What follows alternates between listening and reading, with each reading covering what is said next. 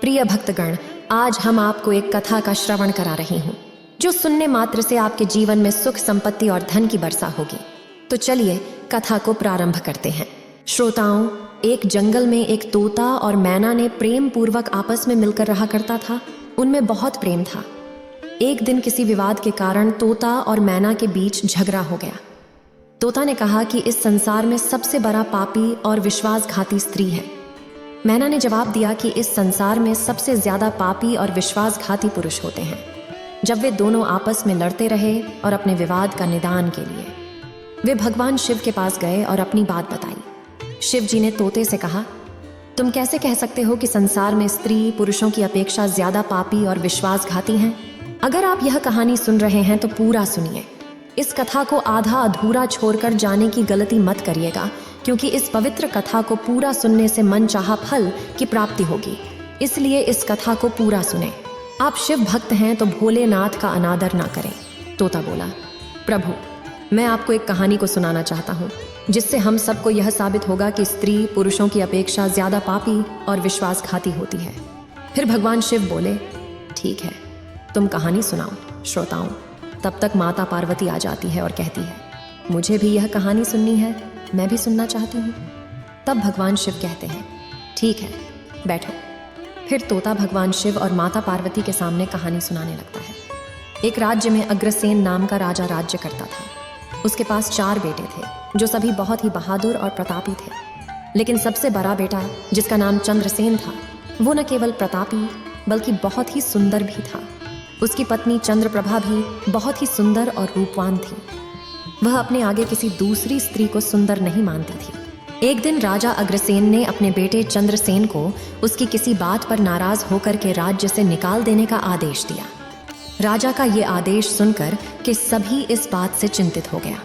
फिर चंद्रसेन अपने महल में गया और उदास हो गया। उधर चंद्रसेन को उदास देखकर उसकी पत्नी ने पूछा, प्राणनाथ, आप उदास क्यों हैं? आप इतना मुरझाया हुआ क्यों हैं? राजकुमार होकर भी आप इस तरह चिंतित क्यों हैं? तब चंद्रसेन सोचने लगा कि मैंने बहुत बुरा किया है और अपनी सारी बात अपनी पत्नी को बता दी। उसी समय उसकी पत्नी मूर्छित हो जाती है। फिर दासियों ने चंद्रप्रभा पर गुलाब का पानी का छिड़काव किया। तब जाकर वो होश में आ गई। अब होश में आकर चंद्रप्रभा ने अपने पति राजकुमार चंद्रसेन से कहा, आप मुझे दासी पर छोड़कर परदेश चले जाएंगे तो मैं आपके बिना कैसे जी पाऊंगी? मैं भी आपके साथ ही चलूंगी। तब राजकुमार चंद्रसेन कहता है, तुम मेरे साथ कैसे चल सकती हो? क्योंकि दूसरे राज्य में अनेक प्रकार के संकट होते हैं और तुम नर्म नाजुक महलों में रहने वाली, महलों के बिना यह कष्ट कैसे बर्दाश्त कर पाओगी? फिर तो राजकुमार चंद्रसेन की बात को सुनकर रानी चंद्रप्रभा कहती है, प्रीतम, जितने भी दुख दूसरे राज्य में आएंगे वो सब हमारे साथ होते हुए सूखी से भी अधिक सुखमय लगेंगे। महल के सुख बिना आपके जंगल के दुखों से भी अधिक डरावने लगेंगे। इसलिए मैं भी आपके साथ चलूंगी। अब तोता कहता है, प्रभु, रानी चंद्रप्रभा की आंखों में आंसू देखकर चंद्रसेन ने मन में सोचा कि वह मेरे बिना नहीं रह सकती, इसलिए मुझे इसको तड़पते हुए छोड़कर चलना सही नहीं होगा।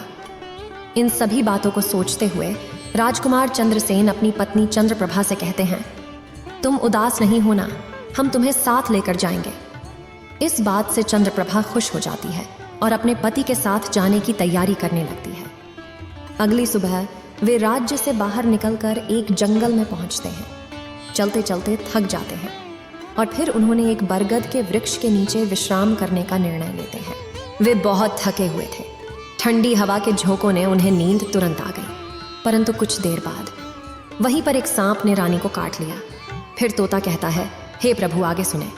सांप के डसते ही रानी तड़पने लगी और चंद्रसेन की आंख खुल गई तो रानी को तड़पता हुआ देखकर और सांप को जाता हुआ देखकर चंद्रसेन बेचैन हो गए। फिर कुछ देर बाद रानी की मृत्यु हो गई। इस प्रकार मृतक रानी को देखकर चंद्रसेन ऊंचे स्वर में रुदन विलाप करने लगे।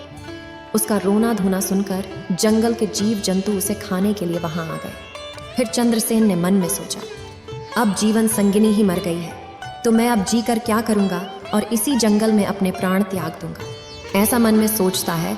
फिर वो रानी की लाश के पास से उठ जाता है और जंगल से लकड़ियां इकट्ठी करने लगता है और रोकर कहता हूं कि मैं भी रानी की चिता में जलकर मर जाऊंगा। बस उस समय स्वर्ग से एक देवदूत आता है और मुझे रोते हुए देखकर उसके मन में दया आती है वह राजकुमार चंद्रसेन के पास जाता है और पूछता है, तुम क्यों रो रहे हो? आखिरकार तुम्हारा दुख क्या है? तो राजकुमार चंद्रसेन ने देवदूत से कहा, मेरे पास अपना दुख कहने की शक्ति नहीं है। मुझे चाहिए कि यह धरती फट जाए और मैं इसमें समा जाऊं। फिर देवदूत ने कहा, तुम मुझे अपना हाल बताओ, शायद मैं तुम्हारी मदद कर सकूं। फिर चंद्रसेन ने कहा, महाराज, मैं एक राजकुमार हूं और राजा अग्रसेन का बेटा हूं। मेरे पिता ने मुझे राज्य छोड़ने के लिए कहा था, इसलिए मेरी पत्नी और मैं इस जंगल में चलते चलते यहाँ आ गए। यहाँ आकर मेरी पत्नी को सर्प ने काट लिया है और उसकी मृत्यु हो गई, और मैं लकड़ियाँ इकट्ठा कर रहा हूँ ताकि मैं अपनी पत्नी के साथ ही जलकर अपने आप को भी अग्नि के हवाले कर सकूं। तब तोता कहता है, हे प्रभु, आगे सुने। चंद्रसेन की बातों को सुनकर देवदूत कहते हैं, राजकुमार, तू बड़ा मूर्ख है। यह संसार है, यहाँ इंसानों का आना जाना लगा रहता है। इस शरीर को एक दिन सबको त्याग देना पड़ेगा, तू भी इसे जानता है। इस संसार में कोई भी किसी के साथ नहीं आता और ना ही किसी के साथ जाता है, फिर भी तुम मूर्खों की तरह यह बात कर रहे हो। अगर तू जीवित रहेगा तो बहुत सारी रानियां तुझे मिलेंगी, इसलिए मेरे कहने पर मरने का विचार छोड़ दो। इस मानव शरीर को प्राप्त करने के लिए देवता भी बेहद इच्छुक होते हैं, तो फिर इस शरीर को क्यों नष्ट करना चाहता है?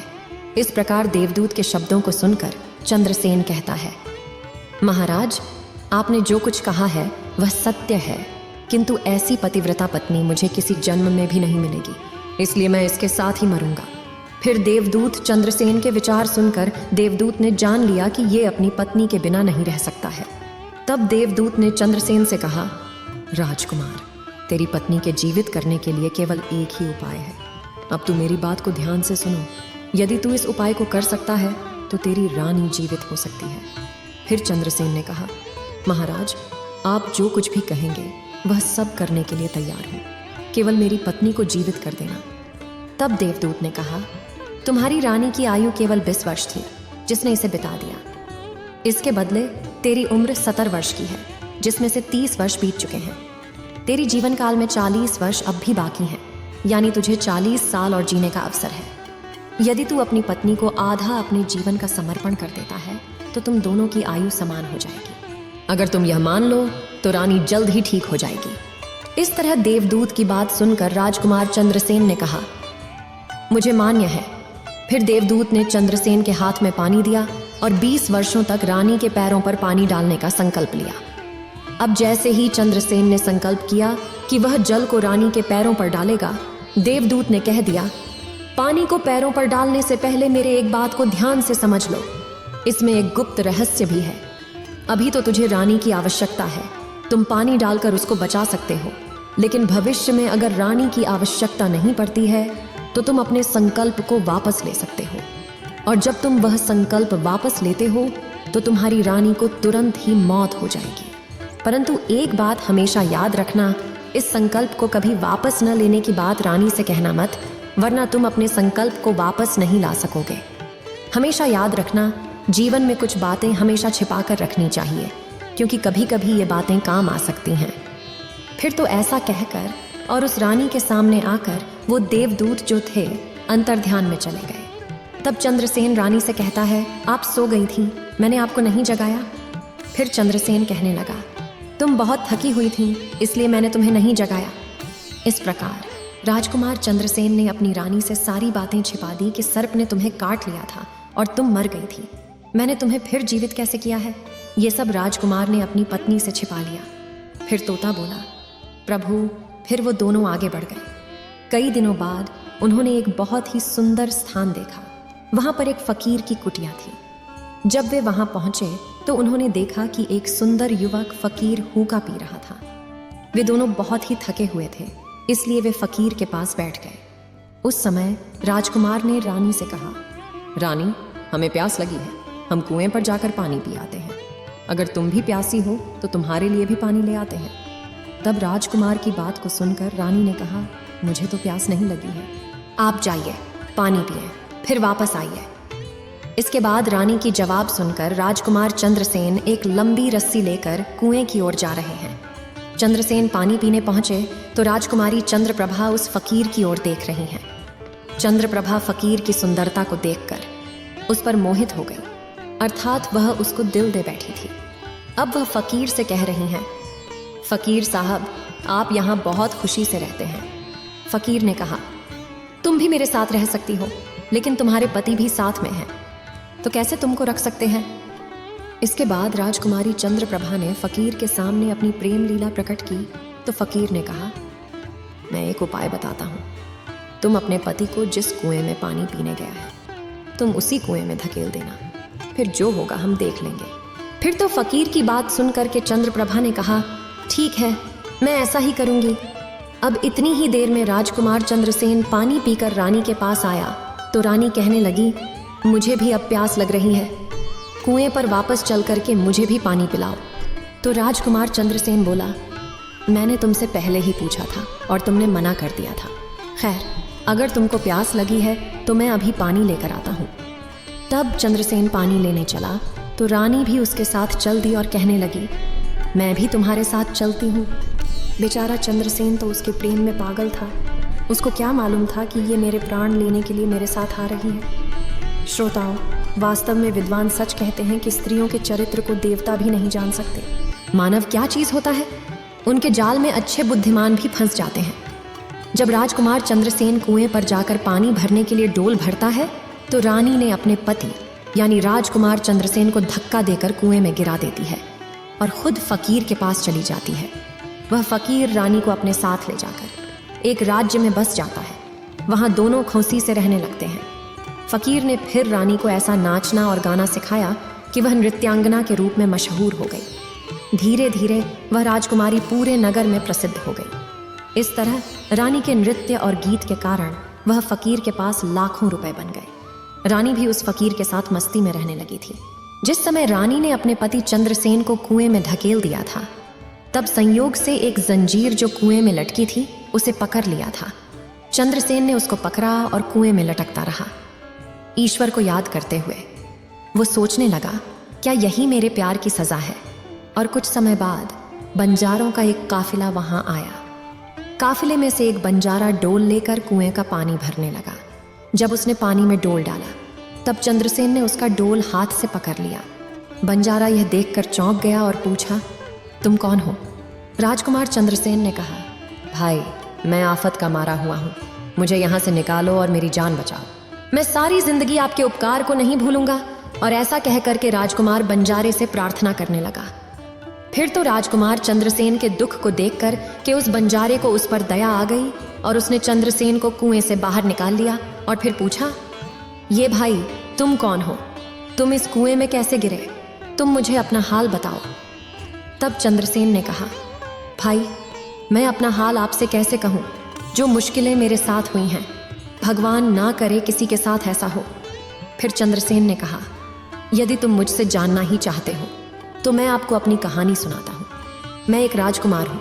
मेरे पिता ने मुझे राज्य से निकाल दिया था, इसलिए मैं अपनी प्रिय पत्नी के साथ एक जंगल में पहुँच गया। मेरी पत्नी और मैं एक दूसरे से बहुत प्यार करते थे। जंगल में एक सांप ने मेरी पत्नी को काट लिया, जिससे उसकी मृत्यु हो गई। मैं जब अपनी पत्नी के साथ मरने जा रहा था, तब एक देवदूत ने मुझ पर दया की और मेरी आयु के 20 वर्ष में मेरी पत्नी को देने के बाद उसे पुनः जीवित कर दिया। फिर हम उस जंगल से आगे बढ़े। कुछ दिनों बाद हम एक स्थान पर पहुंचे जहां एक फकीर का डेरा था। मुझे प्यास लगी। मैं पानी पीने गया। जब मैं वापस आया तो मेरी पत्नी ने मुझसे कहा कि उसको भी प्यास लगी है, मुझे भी पानी पिलाओ। और इसी तरह कहकर मेरी पत्नी मेरे साथ उस कुएं पर आ गई। मैं कुएं से पानी निकाल रहा था तो उसने मुझे पीछे से धक्का दिया। कुएं में लटकी हुई एक जंजीर मेरे हाथ में आ गई, जिससे मैं कुएं में गिरने से बच गया। और फिर जब आप आए तो मैंने आपको आवाज़ दी, जिसके बाद आपने मुझे कुएं से बाहर निकाला। अब तोता बोला, प्रभु, इस प्रकार राजकुमार चंद्रसेन ने दुखी मन से सारा हाल उस बंजारे से कह दिया और फिर अपनी व्यथा सुनाकर चंद्रसेन चुप हो गए। उधर बंजारा ने उसकी बात को सुना और रानी की करतूत सुनकर दुखी होकर कहा कि स्त्रियां का चरित्र भगवान भी नहीं समझ सकते, तो मनुष्य कैसे समझ सकता है? बोलकर ऐसे कहकर बंजारा ने चंद्रसेन को सिर पर हाथ फेरा और कहा, तुम चिंता मत करो, भगवान बड़े दयालु हैं, वह तुम्हारी सहायता करेंगे। फिर उसने और कहा, तुम चाहो तो हमारे साथ कुछ दिन रुक सकते हो। राजकुमार चंद्रसेन ने उन बंजारों के साथ रहने को सहमत हो गया। फिर उनकी सहायता से वह कुछ दिनों बाद उसी राज्य में पहुंचा जहां उसकी पत्नी चंद्रप्रभा और वह फकीर रह रहे थे। उस राज्य को देखकर वह बंजारे से कहा, भाई, मेरी इच्छा है कि तुम कुछ दिन इस राज्य में रहते हैं। तब बंजारे ने कहा, आप जैसे चाहें, मुझे कोई आपत्ति नहीं है। फिर राजकुमार चंद्रसेन, जो बंजारे से विदा होकर राज्य में आया, काम की तलाश में घूमने लगे। कुछ दिनों बाद राजकुमार की मेहनत परिश्रम देखकर उसे एक बड़े व्यापारी ने अपने पास नौकरी पर रख लिया। इस तरह राजकुमार चंद्रसेन ने उस व्यापारी के पास रहना शुरू किया और बड़ी मेहनत और प्यार से अपने कर्तव्यों का निर्वाह करना शुरू किया। यह देखकर उस व्यापारी ने चंद्रसेन को बड़ा सम्मान दिया और उसे अपने यहाँ का मुनीब बना लिया। और इस तरीके से राजकुमार चंद्रसेन के दिन बड़ी खुशी खुशी गुजरने लगे।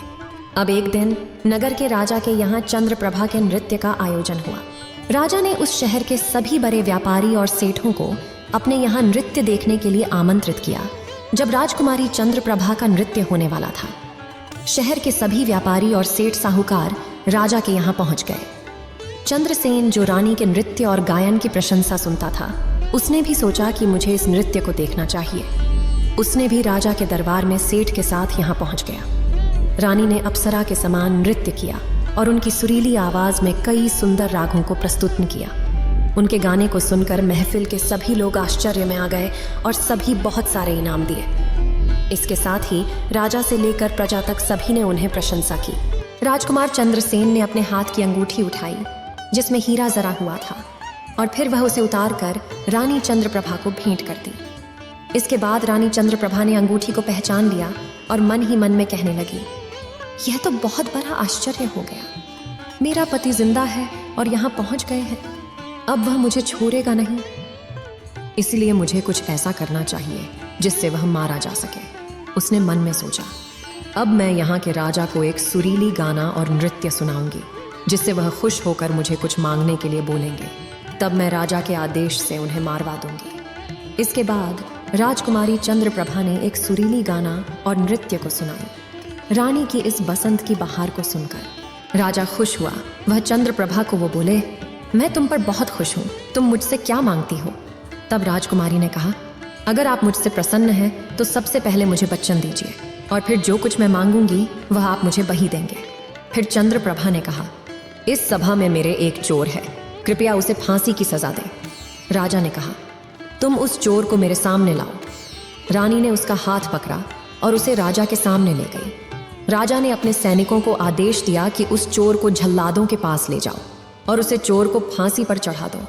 इसी बीच चंद्रसेन का सेठ भी वहां पहुंचा।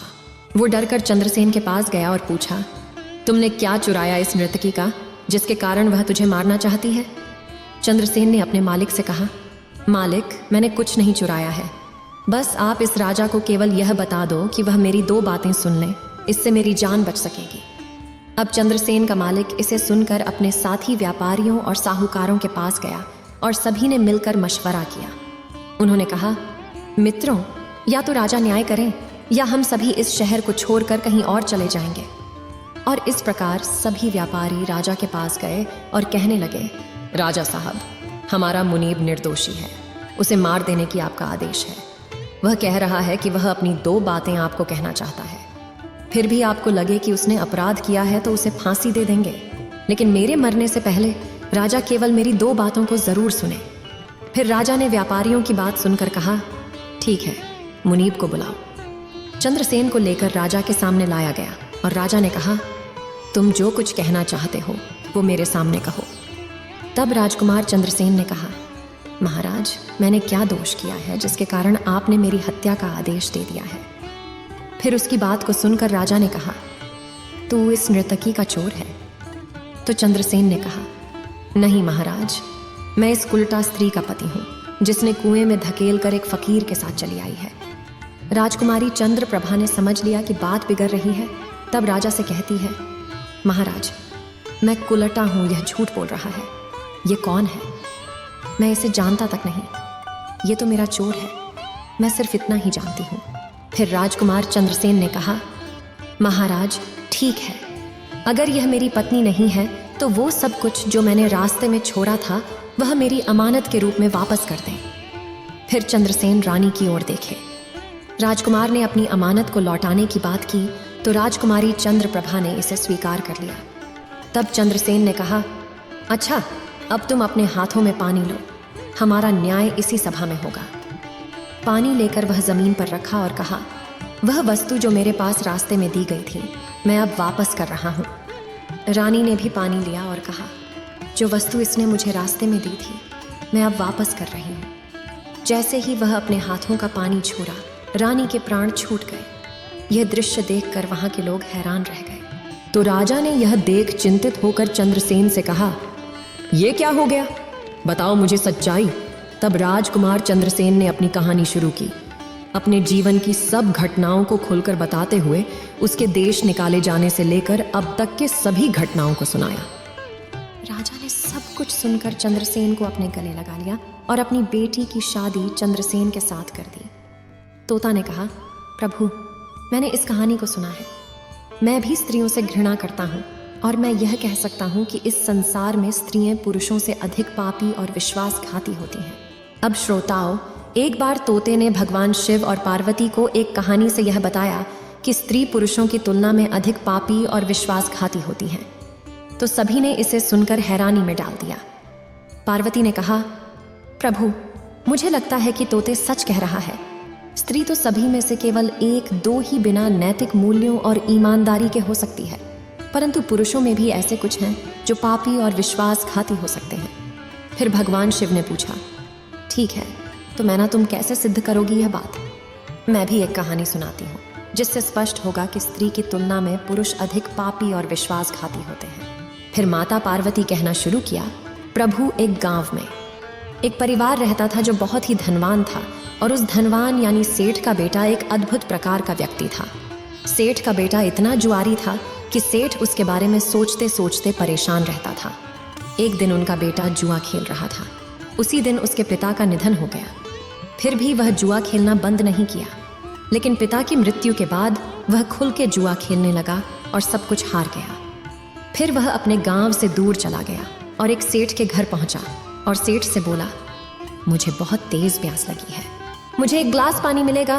तो सेठ ने उस युवा से पूछा कि तुम कौन हो, क्या करते हो और कहाँ से आए हो? जिसके उत्तर में उस युवा ने कहा, मैं एक व्यापारी हूँ और यहाँ से जा रहा था, तो सोचा कि पानी पीकर चला जाऊं। तब सेठ ने पूछा कि तुम कौन व्यापार करते हो? तब युवा कहता है, व्यापार करते समय मेरे सामान समुद्र में गिर गया, इसलिए यदि आप मेरी कुछ मदद कर दें तो अच्छा होगा। फिर सेठ ने लड़के की बात सुनी और फिर उसकी बातों के जाल में फंस गया और कहने लगे कि बेटा, तुम तो ठीक हो और कुछ कमा भी लेते हो, तो क्या मेरी बेटी से शादी करोगे? अब तो ये बात सुनकर युवा खुश हो जाता है और शादी के लिए हाँ कह देता है, जिसके बाद दोनों का विवाह हो जाता है। प्रभु इस प्रकार सेठ अपनी बेटी को धन के साथ विदा कर देते हैं। उधर युवा लड़का को तो बस केवल धन के लिए विवाह करना था, तो उसने वो भी कर लिया।